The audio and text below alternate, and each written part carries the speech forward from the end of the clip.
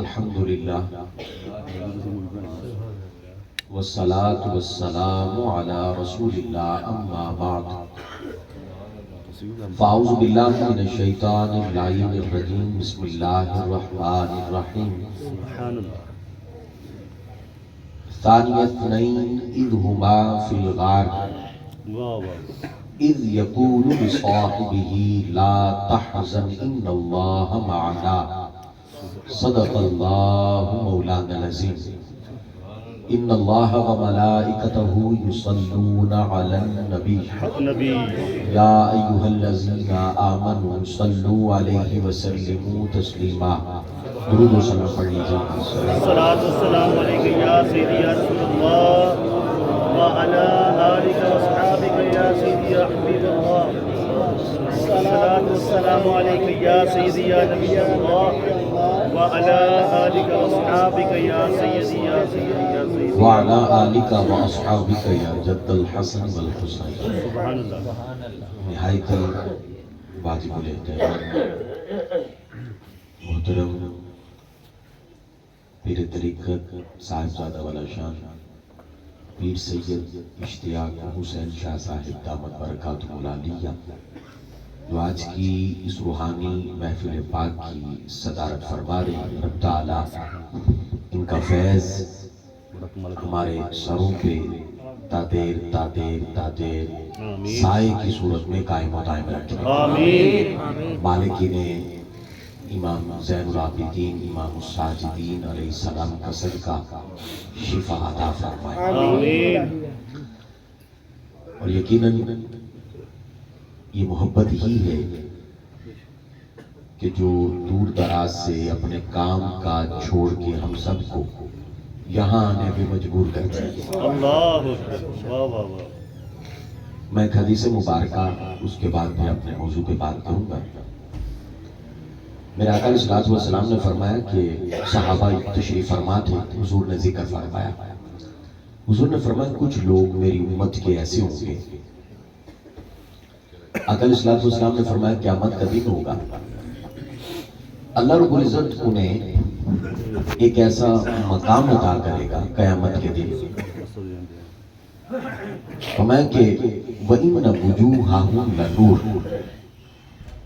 قیامت کا دن جو حساب کا دن ہے اس دن کی بات ہو رہی ہے۔ حضور نے فرمایا کچھ لوگ ایسے ہوں گے ان کا مقام و مرتبہ یہ ہوگا کہ ان کے چہرے نورانی ہوں گے۔ آپ نے فرمایا وَإِنَّ ثِيَابَهُمْ لَنُورٌ، حضور فرماتے ہیں ان کا لباس بھی نورانی ہوگا۔ وَإِنَّهُمْ لَعَلَىٰ نُورٍ، فرمایا بیٹھے بھی نور کے ٹیلوں پہ ہوں گے۔ جب جس کا حساب لینا ہو اسے نور کے ٹیلوں پہ بٹھایا جاتا ہے۔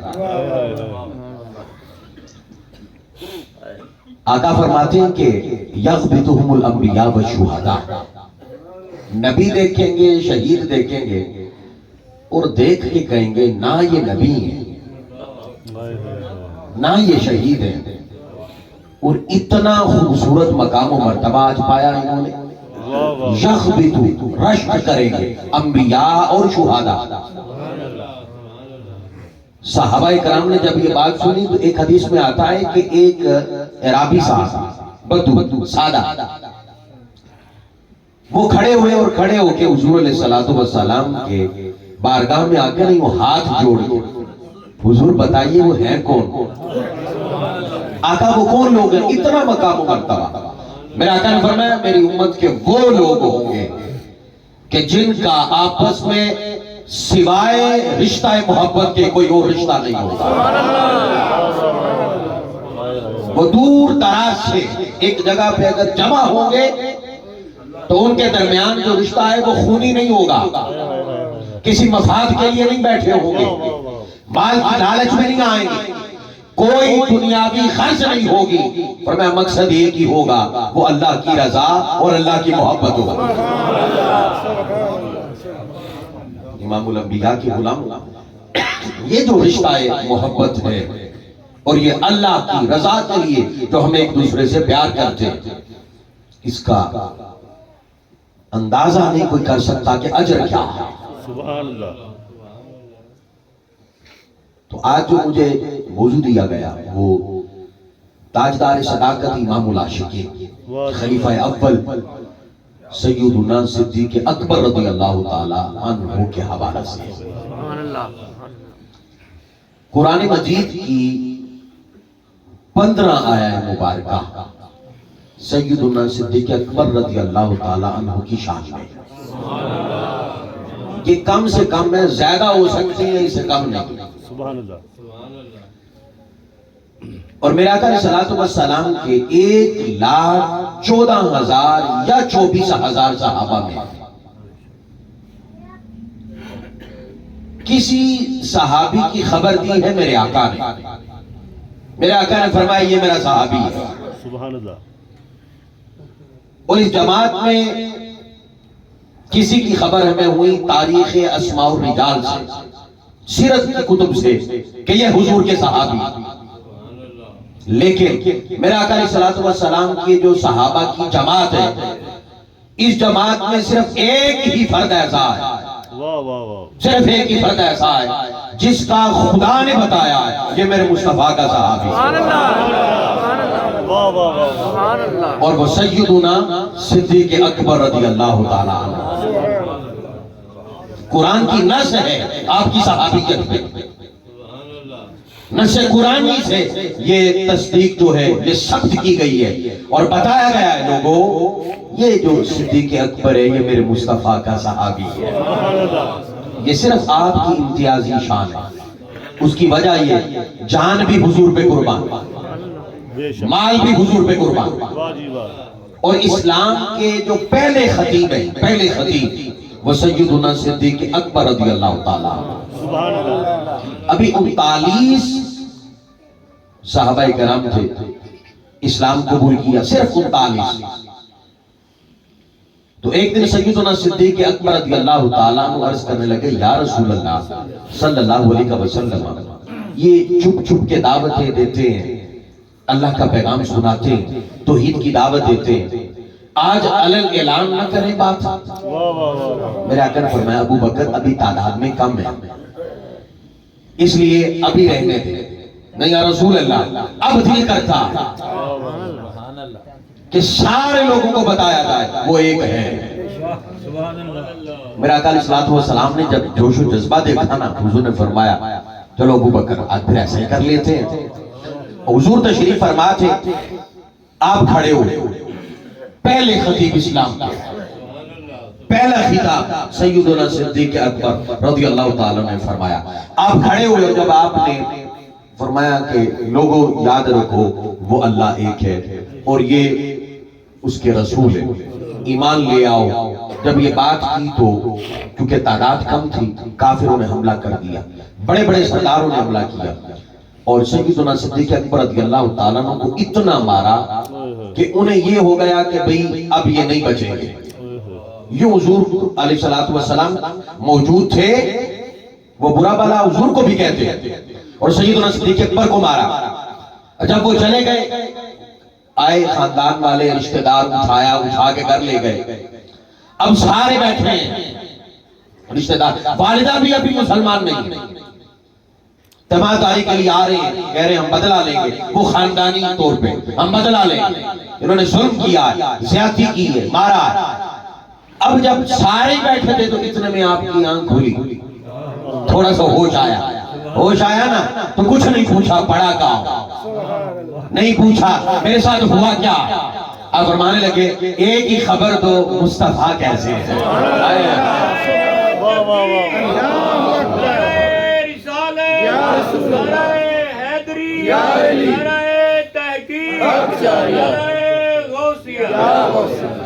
میرے حضور کیسے، خاندان والے بیٹھے تھے، انہوں نے کہا عجیب بندہ ہے، انہی کی وجہ سے مار پڑی، اس حال میں کہ موت کے منہ میں، اور پھر بھی زبان پہ انہی کا ہی نام جاری ہے۔ انہیں کیا خبر تھی کہ یہ ان کے دیدار کی لذت پا چکے ہیں۔ وہ کسی نے کہا نا ابو بکر سب سے زیادہ کیا پسند ہے، فرمایا ایک ہی شے پسند ہے، النظر الی رسول اللہ، آنکھ ابو بکر کی ہو چہرہ مصطفیٰ کا۔ میں ایک ہی خواہش ہے بس، کوئی اور خواہش ہی نہیں ہے، کوئی اور خواہش ہی نہیں ہے۔ ہر خواہش اس سے نیچے ہے، سب سے بڑی خواہش یہ ہے، اور یہ حضرت عائشہ فرماتی ہے کہ جب وہ گھر تشریف لاتے سیدنا صدیق اکبر رضی اللہ تعالی عنہ گھر آتے، فرمایا کہ عشاء پڑھتے ساری رات تڑپتے رہتے۔ یہ امام العاشقین ہے، سبحان اللہ، ساری رات تڑپتے رہتے۔ ہم سمجھتے ہیں کہ شاید کوئی بے چینی ہے، کوئی تکلیف ہے، بیمار ہے، ہم پوچھتے تو کہتے ہیں کہ میں خیریت سے ہوں، کوئی مسئلہ نہیں۔ تو پوچھا جاتا بے چینی کیسی ہے؟ فرمایا بے چینی ایک ہی ہے، کب اذان فجر ہو، کب اذان فجر ہو، فرمایا ہم جائیں اور حضور کا دیدار کر لیں۔ بس اسی ساری رات گھر کے اندر چکر کاٹتے رہتے ہیں۔ ارے عاشق کی رات اتنی جلدی گزرتی ہے کیا؟ عاشقوں کی رات اتنی جلدی کیسے گزرتی؟ وہ تو تڑپتے رہتے، ایک ایک لمحہ تڑپتے رہتے اور کہتے مولا تیری رات اتنی لمبی ہو گئی۔ اب فرماتے ہیں یہ حال آپ کا تھا کہ حضور کے دیدار میں ساری رات تڑپنا۔ اور پھر سیدنا صدیق اکبر جب آنکھ کھولی، فرمایا میرے آقا کیسے ہیں؟ سب اٹھ کے چلے گئے۔ ماں آئی، ماں پھر ماں ہی ہوتی ہے، اور آگے کہا بیٹا وہ ان کی تو مجھے خبر کوئی نہیں ہے، بالکل کوئی خبر نہیں۔ تو آپ نے کہا کہ آپ فلاں کے پاس جائیں، ام جمیل کے پاس، تو انہیں خبر ہوگی۔ انہوں نے بھی اسلام تو قبول کیا تھا لیکن اظہار نہیں کیا ہوا تھا، لوگوں کو نہیں بتایا ہوا تھا، اعلان اظہار نہیں تھا۔ اچھا جب وہ آئے انہوں نے حال دیکھا تو انہوں نے کہا کہ انتقام لیا جائے گا اور اللہ انتقام لے گا۔ تو آپ نے کہا نہیں، کھل کے بتا میرے مصطفیٰ کیسے، یہ میری ماں ہے کوئی بات نہیں، بتا۔ کہا صحیح سالے میں ماشاءاللہ وہ خیریت کے ساتھ ہے۔ ماں نے کہا بیٹا پتہ چل گیا نا اس میں خیریت سے، اچھا تیری حالت کیسی ہے؟ کچھ کھا لے کچھ پی لے۔ آپ نے کہا واللہ ہے خدا کی عزت کی قسم لا اذوق طعاما ولا اشرب شرابا، میں اس وقت نہ پیوں گا نہ کھاؤں گا جب تک چہرہ مصطفیٰ کو سے نہ دیکھوں۔ یا رسول اللہ یا علی حق چاہے۔ پھر اسی طرح کندھوں کے سہارے حضور کی بارگاہ میں لایا گیا۔ آقا نے دیکھا کھڑے ہو گئے، فرمایا میرا عاشق آ گیا، میرا ابو بکر آ گیا، اور گلے کے ساتھ لگا کے آقا نے پتہ کیا فرمایا؟ فرمایا انتقام لیں گے۔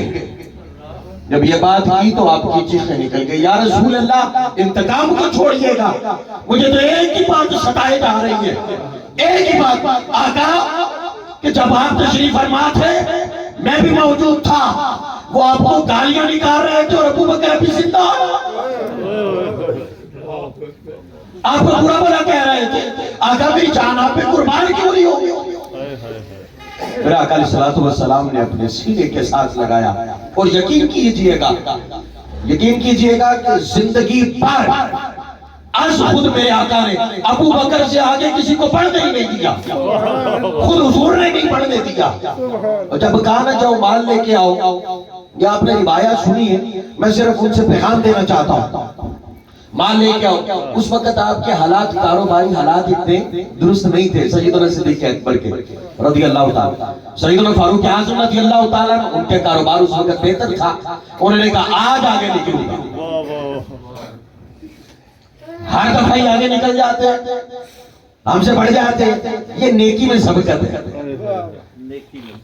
یہ نیکی میں سبقت ہے، کوئی اور نہیں تھا ان کے درمیان معاملہ، نیکی میں نیکی میں بڑھ جاؤں، میں نیکی میں بڑھ جاؤں، نہیں تھا۔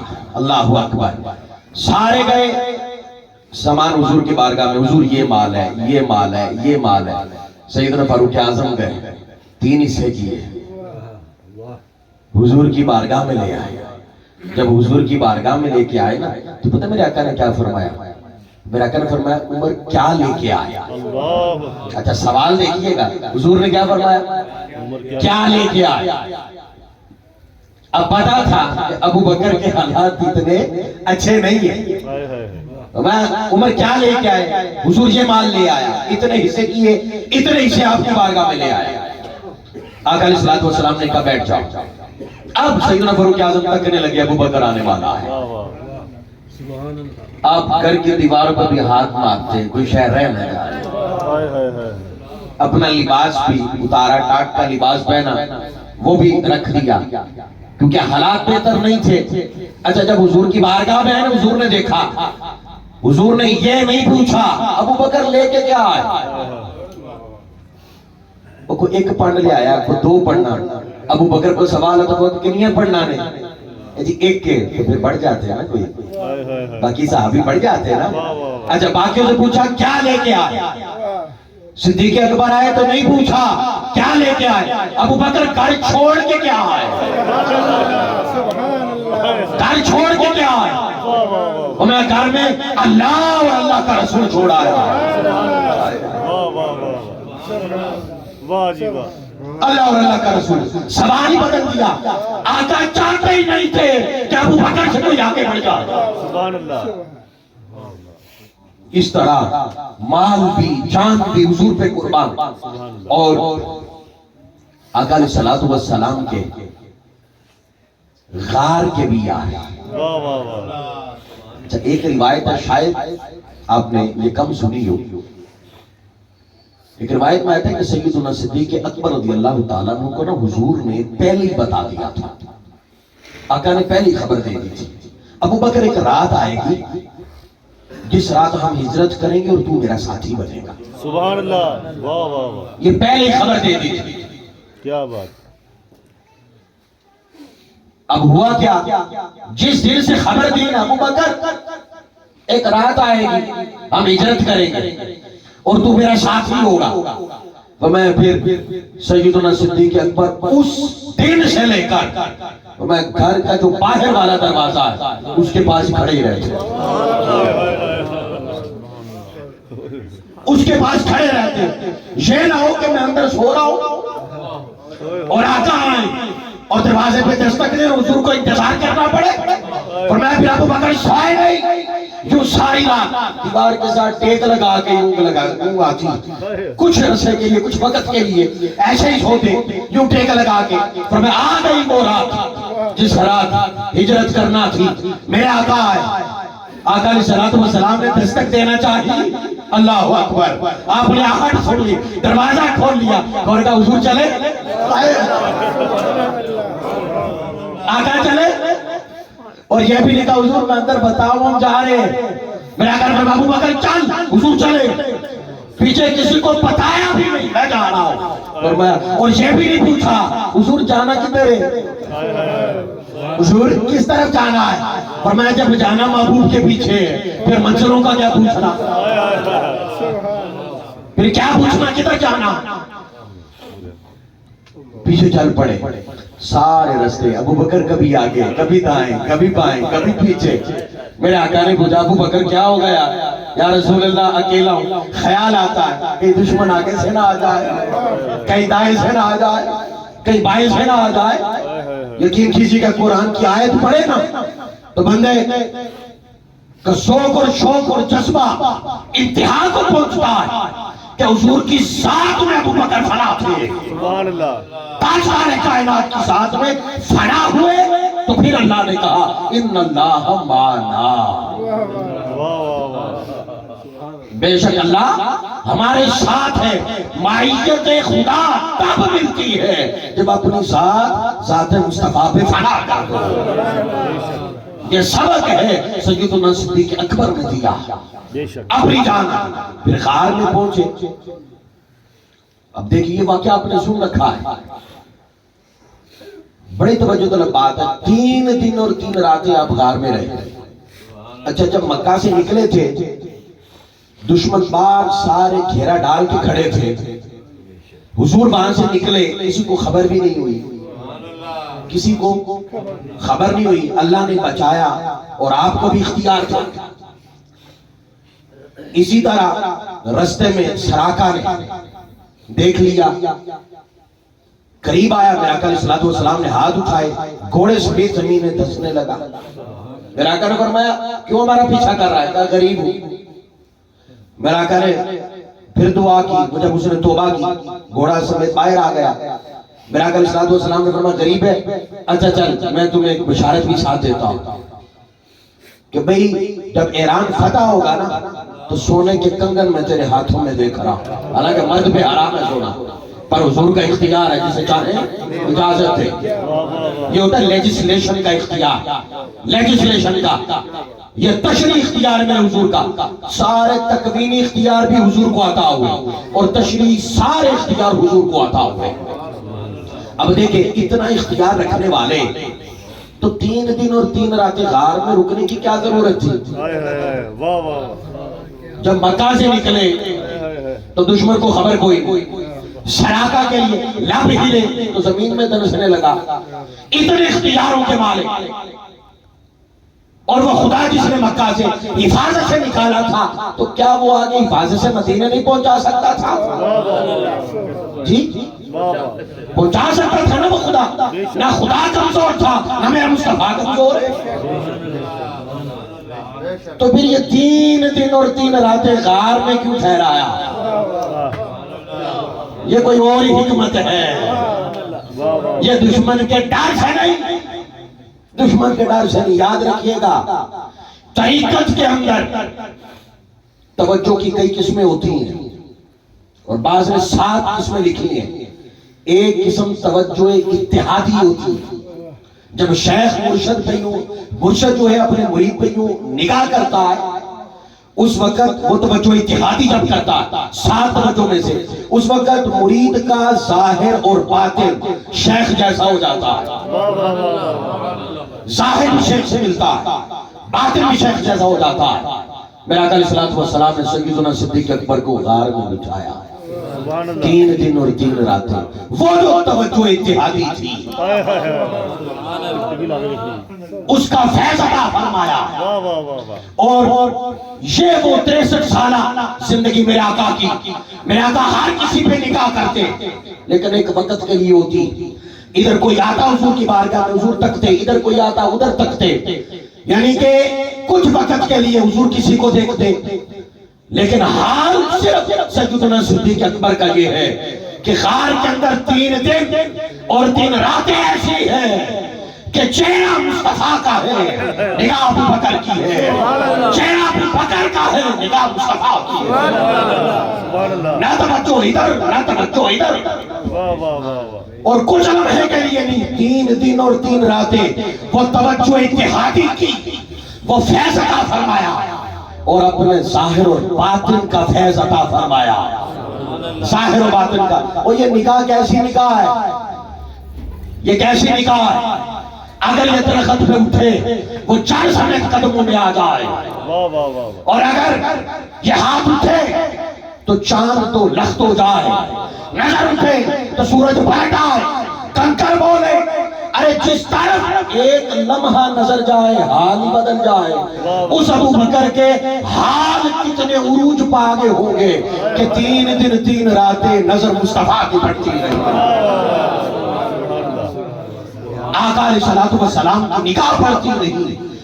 یہ وہ تیاری کروائی کس چیز کی کہ بھئی میرے بعد آپ خلیفہ ہوں گے، بڑے بڑے فتنے ہوں گے، اور آپ کے دور میں اتنے فتنے ہوئے، فتنے اٹھے جیسے مسلمہ کذاب کا، اس نے نبوت کا دعویٰ کر لیا، اس طرح بہت سارے، تو آپ نے ادھر بھی جنگ چھیڑ دی، ادھر بھی چھیڑ دی، ادھر بھی چھیڑ دی۔ سیدنا فاروق اعظم جیسا بہادر آدمی کہتا ابو بکر اتنی جنگیں نہ چھیڑے کہیں مدینہ ہاتھ سے نہ نکل جائے۔ آخر میں خبردار، جب زکوٰۃ کے منکرین آئے نا وہ بھی فتنہ اٹھا، آپ نے کہا خبردار عمر، جو بندہ نماز اور زکوٰۃ میں فرق کرے گا ابو بکر تلوار سے فیصلہ کرے گا۔ وہ 3 دن اور 3 راتوں کا فیض تھا، بڑے بڑے فتنے اٹھے پر ابو بکر کے قدم نہیں ڈگمگائے۔ کیسے ڈگمگاتے ہیں؟ وہ غار میں تیاری جو کروائی تھی، اور تیاری کس نے کروائی؟ میرے مصطفیٰ نے، میرے آقا نے۔ بھئی حضرت باقی بلا غلاموں کے غلام، غلاموں کے غلام، غلاموں کے غلام، ان کا ایک مرید بھی تھا اور خادم بھی تھا، مرید بھی تھا خادم بھی تھا۔ مہمان آتے وہ کھانا شانا پکا کے پیش کرتا، اور یاد رکھیے گا یہ جو ہوتے ہیں نا خدمت گزار، یہ فیض زیادہ لے جاتے ہیں اور جلدی لے جاتے ہیں، واہ واہ واہ، وظائف والوں سے بھی جلدی لے جاتے ہیں. سبحان اللہ، کیا بات. وہ مرشد کی نگاہ میں تو رہتے ہیں نا. آئے آئے آئے، واہ واہ. وہ جو تھے کھانا پکاتے، خدمت کرتے. ایک دن حضرت باقی باللہ نے دیکھا، خوش ہوئے، بہت سارے مہمان تھے. آپ فرماتے ہیں اچھا بتا کیا چاہیے تمہیں. باقی باللہ انہوں نے کہا جی آپ ایسا کریں، وہ مانگنے والے بھی تو ان کے کی مانگنا، دنیا سے ویسی محبت انہوں نے دل سے نکال دی، مال مانگنا نہیں. آپ نے کہا کہ عرض کی کہ حضور اپنے جیسا بنا دیں.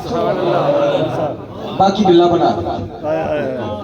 کہا باقی باللہ یہ بڑے مجاہدے، ریاضتیں، راتوں کو اٹھنا، شب زندہ داریاں، من مارنا، نفس مارنا، خواہشات کو مارنا، رغبت دنیا کو ماں سے نکالنا، اللہ سے لو لگانا، یہ بڑا مشکل کام ہے. اور تو نے چھٹ میں کھانا کھلایا اور مانگ لیا. کہا حضور خود ہی کہا ہے مانگ کیا چاہیے، مانگ لیا ہوں جو.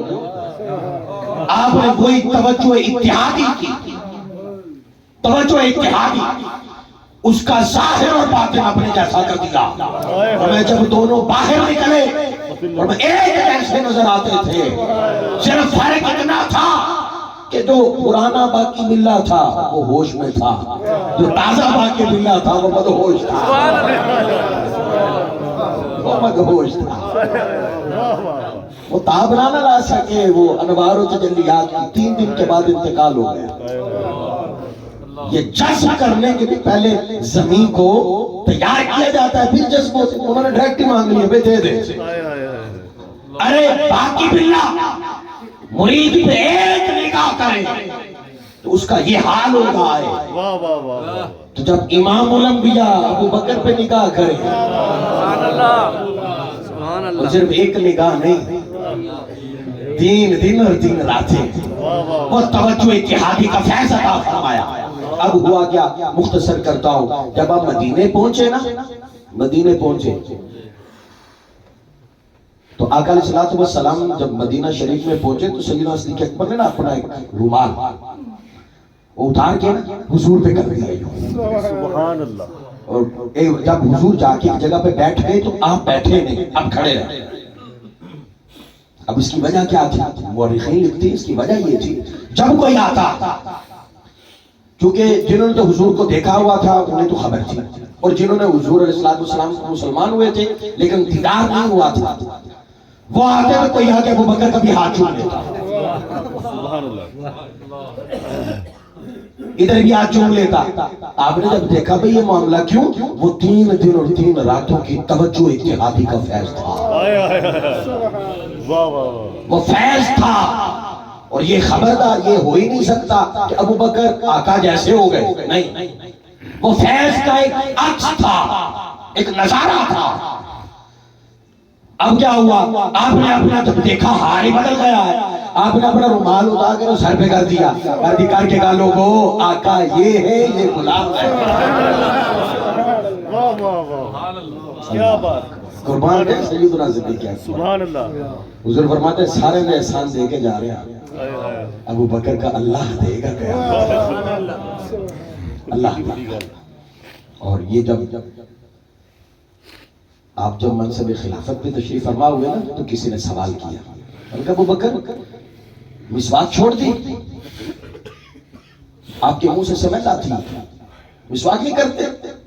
کہ میری میں جان، میں حضور کی سنت چھوڑ. تو میں بھی بات سمجھ نہیں آتی.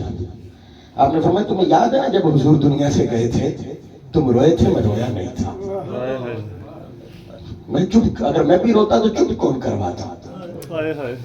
سیدنا فاروق اعظم جیسا بہادر آدمی تلوار نکالے، ہوش ہی نہیں رہا. میں خبردار کسی نے کہا حضور دنیا سے گئے، میں سرطان سے جدا کر کے رکھ دوں گا. یہ حال سیدنا صدیق اکبر رضی اللہ تعالیٰ نے اپنی آنکھوں سے دیکھا. اور مجھے پتا ہے تم روئے تھے، میں رویا نہیں تھا. میں رو پڑتا تمہیں چپ کون کرواتا، میں تمہیں چپ کرواتا رہا. اور میں کہ میں رویا نہیں نا تو میرا کلیجہ اندر سے چل گیا. یہ میرے منہ کی بو نہیں، جلے ہوئے کلیجے کی بو. حضور کی عشق میں فنا ہے. اور یہ لکھا گیا اور روایات میں ہے کہ آپ کی موت کا سبب بھی حضور کا غم تھا، حضور کا غم تھا۔ اور اسی طرح آقا علیہ السلام نے فرمایا نا، وہ جو مجھے زہر دیا گیا تھا میرے گوشت میں حضور صلی اللہ علیہ وسلم کو، اس کے اثر سے میری جو ہے وفات ہوئی ہے، اس کا اثر آج بھی ہے۔ تو یہ بھی آتا ہے کہ سیدنا صدیق اکبر وہ غار میں جو سانپ نے ڈسا تھا وہی زہر آپ کی موت کا سبب بھی بنا۔ یہ مماثلت ہے محب اور محبوب میں۔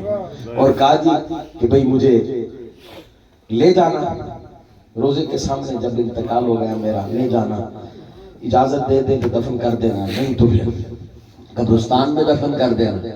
تو میں کہ جو ہی آپ کا جسد مبارک روزہ رسول کے سامنے رکھا گیا تو اس وقت کہا جی حضور ابو بکر آیا ہے، آپ کا محب آیا ہے، آپ کا عاشق آیا ہے۔ تو میں کہ روزہ رسول کے دروازے کھلے، خود ہی کھلے، کھولے نہیں گئے، خود کھلے، اور اندر سے صدا آئی ادخل الحبیب الی الحبیب، یار کو یار سے ملا دو، فإن الحبیب مشتاق لزیارت الحبیب، کہ ہم بھی ان کے دیدار کی مشتاق بیٹھے ہیں۔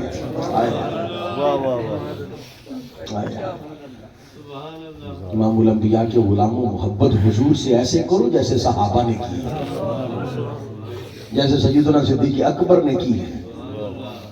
اور پھر دیکھیں اجر کیا ہے، اجر کیا ہے کہ آقا علیہ السلام ساری عمر بھی نگاہ میں رکھا اور وفات کے بعد بھی نگاہ میں رکھا، وہ بھی ساتھ رکھا ہے، نگاہ میں رکھا ہے۔ رب تعالیٰ ہمیں صحابہ کرام کا فیض عطا فرمائے، کہ حضرت صاحب کو سیدی امامی و قبلتی سیدنا صدیق اکبر امام العاشقین، ان کا صدقہ شفائے کاملہ عاجلہ نصیب فرمائے۔